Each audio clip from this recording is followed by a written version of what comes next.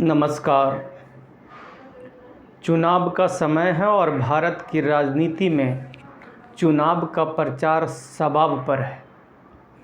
मैं अलग अलग टीवी चैनलों के माध्यम से अलग अलग नेताओं को बात करते हुए देख रहा हूँ। सब पे सारी बातें हो रही है।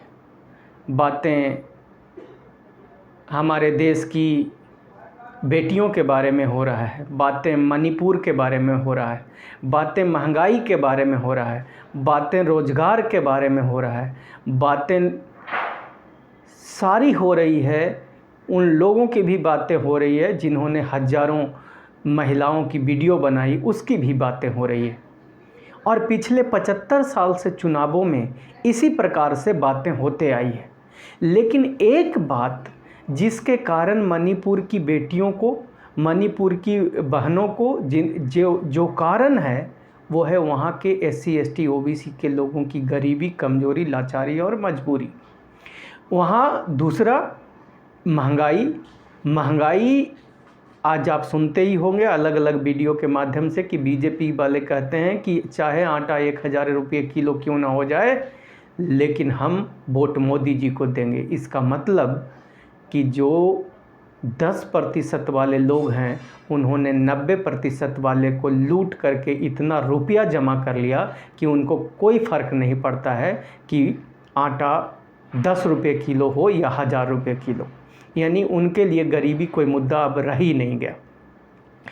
दूसरा, जब पहलवान बेटियों की इज्जत और आसमत लूटने वाले जिस सरकार में जो मंत्री हैं, बात उसकी भी चर्चा हो रही है। और वो कानून के होते हुए भी भारत में उनको इंसाफ नहीं मिल पाया। इसका कारण उनकी गरीबी है, कमजोरी है और सत्ता में हिस्सेदारी नहीं होना है। जब बात ये भी हो रही है कि ST के ऊपर मुंह पे पेशाब करने वाले लोगों की सारी बातें हो रही है, लेकिन मैं कह रहा हूँ कि इस देश का जो 90% आबादी है, सारे अन्याय और अत्याचार जितनी भी चर्चा आप देखोगे वो सारे 90% SC ST OBC के मुद्दों के बारे में बात हो रही है, लेकिन उनकी बात नहीं होती है। उनके नाम पर गुलाब 10% वाले लोग काट रहे हैं।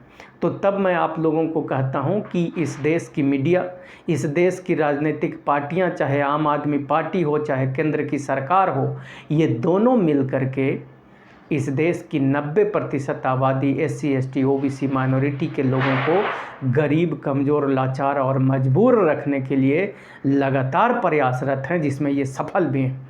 तब SC ST OBC माइनॉरिटी यानी डायमंड परिवार के बुद्धिजीवियों से मेरा निवेदन है, खास करके जो मेरी बात समझ पा रहे हो, कि आप लोगों को चाहिए कि अब मुंह बंद करके बैठना बंद करो। नहीं तो आज जिस प्रकार से आपके बाप दादा सब सरकारी नौकरी से रिटायर हो गए और अब आने वाली पीढ़ियों के पास नौकरी नहीं है, आज तो बाप दादा के पैसे से, उनके पेंशन के पैसे से आप कपड़ा तक पहन पा रहे हो।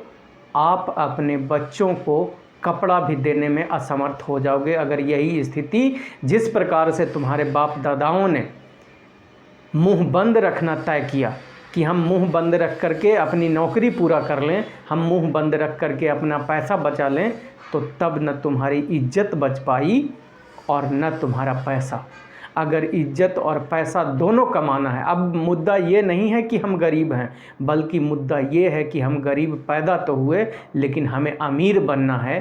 तो मेरे भाइयों, अमीर बनने के लिए बोलना सीखो, अपने आसपास के लोगों को ये समझाना सीखो कि चुनाव का मुद्दा 90% लोगों की नौकरी, रोजगार, सरकारी ठेकेदारी, सरकारी दुकानें, सारी सरकारी संपदाओं और नौकरी, रोजगार, व्यापार, ठेकेदारी, हर चीज़ पर हमारा 90% हिस्सेदारी है। और जो हमें 90% हिस्सेदारी देने की बात करेगा, आने वाले चुनावों में हम उसी को वोट करेंगे। जय भारत, जय संविधान, जय डायमंड परिवार।